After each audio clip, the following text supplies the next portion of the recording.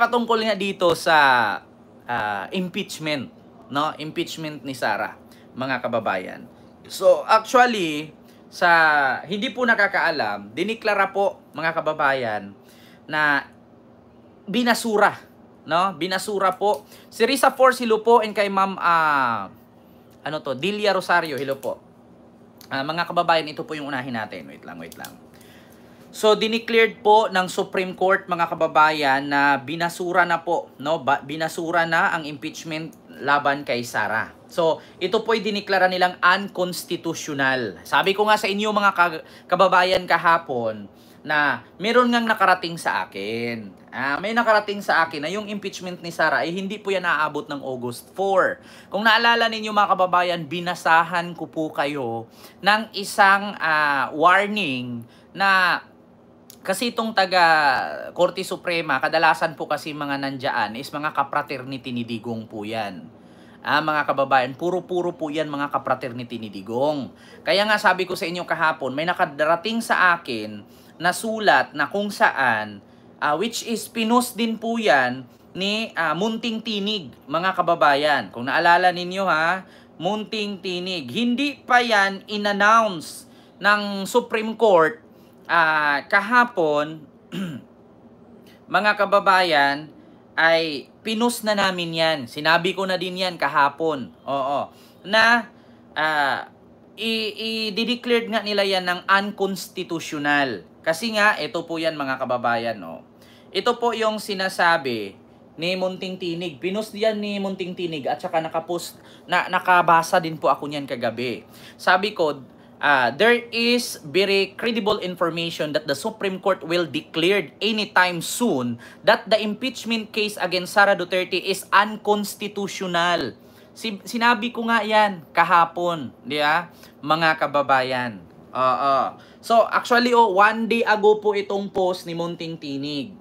Actually, kagabi ko lang din po yan binasa, nakarating sa amin, na there is very credible information that the Supreme Court will declare anytime soon, no, na hindi naaabot ng August 4, kaya dinili-dili ni Kilay at ni Praise the Lord Villanueva na ang impeachment case ni Sara ay i-declared ng Supreme Court ng unconstitutional. So, sparing this move are the 12 Duterte appointed Supreme Court Justice, but the punente is Pinoy-appointed Justice Marvic Leonen purportedly to gain some credibility from the Dilawans. So declaring the impeachment as unconstitutional will preempt the start of the trial, which is scheduled right after SONA. So actually, ang SONA is na-cancel kasi may bagyo nga. It is also the reason why Chis Escudero and Joel Villanueva are pushing to delay the start of the trial to August 4 to give extra time for the Supreme Court to come up with its decision. We cannot let this happen. We need to sound the alarm now. So, ayun na nga, mga kababayan. Totoo nga. Yeah? Totoo nga na ginawa nga nila. Anytime soon, i-declared ng Supreme Court na unconstitutional yan. So ngayon, mga kababayan, ayun na nga, binalita na nga. Hindi nga tayo nahuli, hindi nga tayo fake news, at nalaman nga natin na yun na nga ang pagkakabalita. So ito ulitin ko lang mga kababayan, kasi baka sabihin nila nag-invento lang tayo ng kwento. Yeah? Ito na. Mga kapamilya, sa kapapasok na balita, dineklara ng Korte Suprema na unconstitutional ang Articles of Impeachment. Diba? Nagkamali ba tayo? Binasa ko lang yan kahapon. Anytime soon, i-declared ng Supreme Court yan na unconstitutional. Kasi bakit? 4 po ang impeachment trial ni Sara. Impeachment complaint is 4. No? Impeachment trial is wala pa. 4 po ang complaint sa kanya. Dapat po kasi, mga kababayan, sa isang taon, isa lang. Ngunit, sinabi ng Kamara na isa lang daw ang kanilang inaprubahan at ang 3 ay wala. So, kumbaga, mga kababayan, ang problema lang kasi is 4 po ang kanyang impeachment complaint. So ipagpatuloy natin. So dapat kasi 1-year ban yan eh. Merong batas kasi na ang isang impeachable official dapat isa lang sa isang taon. So ito, patuloy natin. Kay Vice Presidente Sara Duterte dahil sa umiiral na 1-year rule. Ang balita mula sa Korte Suprema. Yun po yun, 1-year rule. Patrol, Steve Ras. Steve. Tony, kinumpirma ni Supreme Court spokesperson Attorney Camille Ting na pat sa desisyon ng Supreme Court en banc labag sa konstitusyon ng Articles of Impeachment laban kay Vice President Sara Duterte. Ayon kay Ting, hindi maaaring magkaroon ng jurisdiction ng Senado sa mga pagdinig kaugnay ng impeachment dahil sa 1-year ban rule laban sa ika-4 sa impeachment complaint. Ang unang tatlong complaint niya ay tinuturing na ibinasura o inaksyonan at wala ng ibang reklamong impeachment na maaaring tanggapin bago ang February 6, 2026. Nilinaw ng Korte na hindi naalis ang pagkakapswelto ng Korte Suprema laban sa Vice Presidente. Ibig sabihin na, ayon sa Korte, ang tanging dahilan lamang kung bakit ibinasura ang impeachment at dahil lumabag ito sa patakaran na nagsasabing bawal ang higit sa isang reklamo kada taon laban sa isang opisyal. So yun po yun mga kababayan. Kaya dideklara ng Korte Suprema na unconstitutional. So ngayon mga kababayan, no? Speaking of dineclared ng Korte Suprema ng unconstitutional, wag na po tayo mag-expect mga kababayan na hindi ito magiging unconstitutional. Bakit? Lahat po kasi yan, yung mga nagdi-declare dyan sa SC, mga kapraternity po yan ni Digong. Huwag na po tayong mag-skip. Mga appointee po yan ni Digong. Siyempre, tumatanaw yan ng mga utang na loob. Siyempre, ganun lang naman yan eh. Di ba? Actually, mga kababayan, na ito in my point of view at sa aking opinion bilang isang content creator, bilang isang political vlogger, isa lang ang masasabi ko. Dito kasi sa Pilipinas, mga kababayan, ito po talaga ang totoo, na kapag mahirap ka, wala kang kapit, tapos may sakit ka, mamamatay ka. Yeah? Kapag mahirap ka, wala kang kaya, kapag nakagawa ka ng mali, makukulong ka at makakuha ka ng reklusyon perpetua. Pero kapag mayaman ka, marami kang koneksyon, isa kang bilyonaryo, yeah? Isa kang politician, absuelto ka. Yeah? Walang batas-batas sa kanila. Pero sa atin, na tayo mga mahihirap, anytime, soon, magnakaw ka lang ng mangga, makukulong ka. Diba? Kaya sabi ko nga sa inyo mga kababayan, only in the Philippines. Ngayon mga kababayan, nasa sa atin po, mga Pilipino na mga butante, ang magpapabago sa Pilipinas.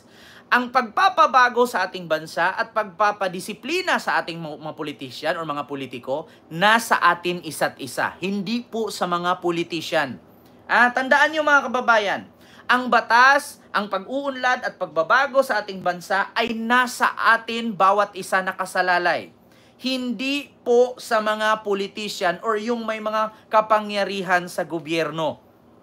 Totoo yan, mga kababayan. Bakit?